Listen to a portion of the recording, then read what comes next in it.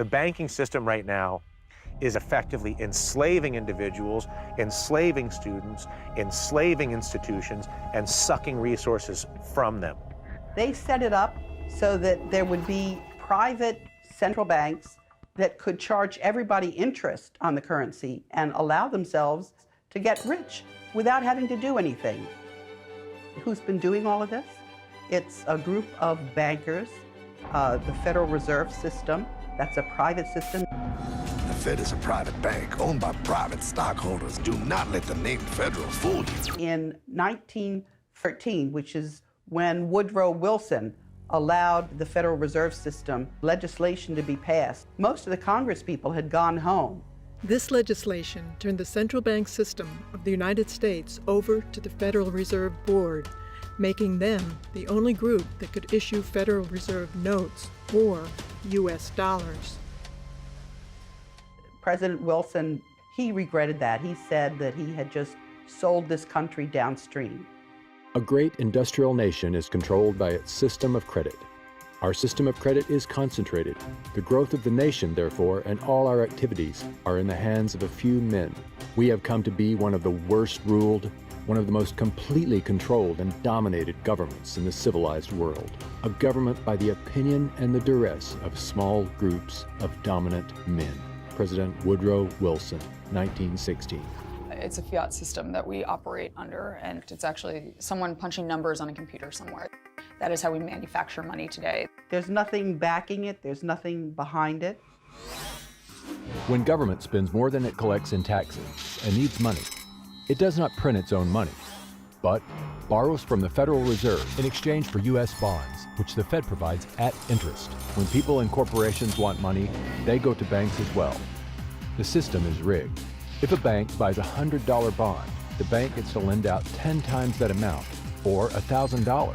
They created the extra funds from nothing. No money, gold, or anything to back it up. The bank also gets back the loans with interest for all the money lent.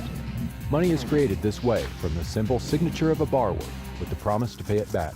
And to make matters worse, very often people are paying the amount back many times over due to the interest. This is the process by which individuals, companies, and governments acquire money. It is respectably referred to as fractional reserve lending and is used globally by most other banking systems, keeping people and entire nations in perpetual debt. So if you just keep printing dollars with no backing, at a certain point, people lose confidence in the currency, and that's what's happened. The banking system right now is in the business of manufacturing risk by creating debt for individuals and people. And so there is the risk that those people will not pay that debt back. But the liabilities for the risk have been and continue to be assigned to the U.S. taxpayer in the U.S. currency. We're now sitting in a situation where the world's currencies are about to crash. Nobody knows how long it's going to take, but the Federal Reserve System has been printing dollars like there's no tomorrow. You have what is effectively a criminal enterprise based on the manipulation of people's attention, resources, and time in order to extract value from them. They're stealing money from us that way. They're stealing the result of our efforts and our labor. And that is something that has grown as a cancer on our society. These bankers are all part of a system called the Bank for International Settlements.